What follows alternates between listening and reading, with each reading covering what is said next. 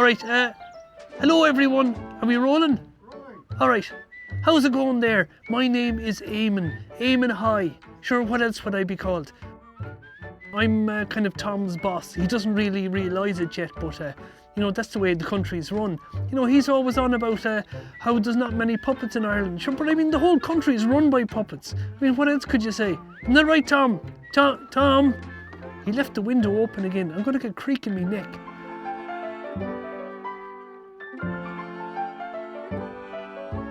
My name is Tommy Baker and I'm a puppeteer.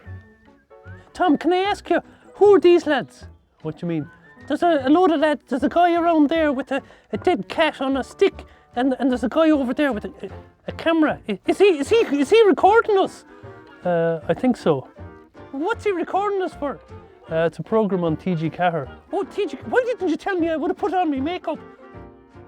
I got interested in puppets when I was a kid. I always admired, like, of course, the Muppets and things like that. That's kind of, I'm just fascinated by them, but I didn't really have access to puppets or how do you do this. So I did a lot of kind of experimenting on my own, where I would get different materials and just started building things. Oh, be careful now with those chisels. They're very sharp. I remember asking a teacher what makes papier-mâché stick, because I couldn't get it to stick, and they said it was the fibres in the paper.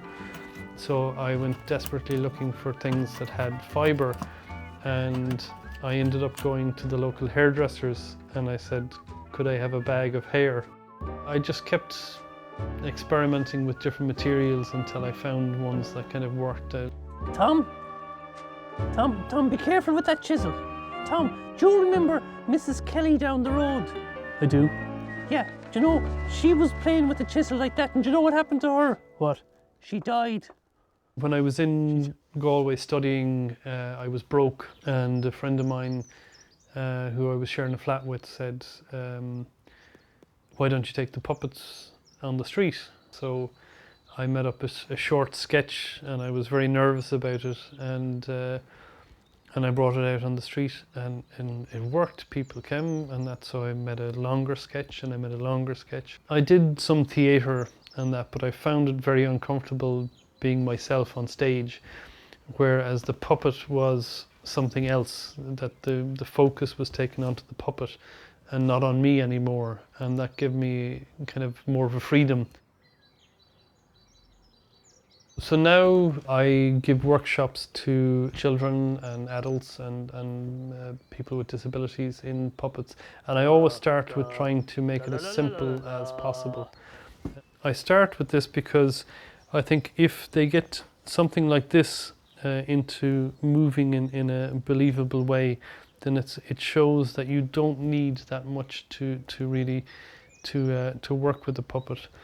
I have other puppets which are just basically eyeballs, and what I like about them is that they are so simple that when kids see them they say, I could do that, and that's exactly kind of what you want. So this character here can go, you like magic? Hiya, baya, baya, baya, baya, baya. Oh, kapakapala. Nothing, excuse me. Hiya, baya, baya, baya, baya. Oh, kapakapakapaka.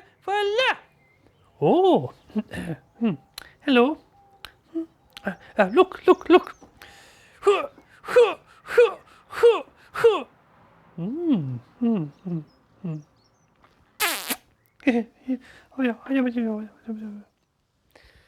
Puppets can take up like a couple of weeks to make, some of them, the more complicated ones, but some of them then you can make in a day or two, and they can still be as effective as the others, and that. So it's more how you use the puppets than what they are.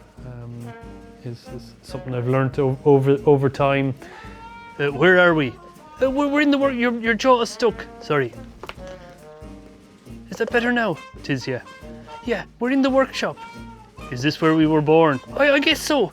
So sometimes the inspiration for a puppet can kind of come in an instance. For instance, I was walking in Galway and I saw this lady with bags, and I drew this drawing. This is a couple of years ago, and I was trying to figure out a way to make this character into a puppet. and out of that grew this lady here, Agnes, who just got finished here this Christmas. Are you all right, Agnes? Yeah, I'm fine. My neck is a bit stiff. All right. And this is Peter, and he's a budgie. I'm not a budgie, I'm a lovebird. Oh. And he's a very good singer, aren't you? Yeah. Tweet, tweet, tweet, tweet, tweet, tweet. Beautiful. Thanks. To know me is to love me. I must be a hell of a man. Oh Lord, it's so hard to be humble, but I'm doing the best that I can.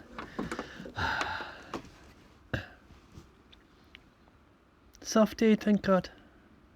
A lot of the time when I'm working with him, I've been working with him so often, I almost don't know what he's going to say, and he can get away with a lot more than a person could if he talks about a woman's age or different things like that. He can get away with it because he's a puppet, and they tend to forget about me. I like that element of puppetry, the kind of they become the main focus, and you can kind of pull back, because I am, I suppose, quite shy in a lot of ways, but the puppets don't have to be. About Tom, you know, he's not the worst, you know. I mean, he brings me to lots of fun places, but I have to travel in a box, you know. I'd prefer to be like first class, because like I'm really the star of the show. I mean, Tom doesn't seem to realise this, you know, because every time I come out, then they forget about him, and he thinks he's still kind of something, but he's not really, because I'm in charge.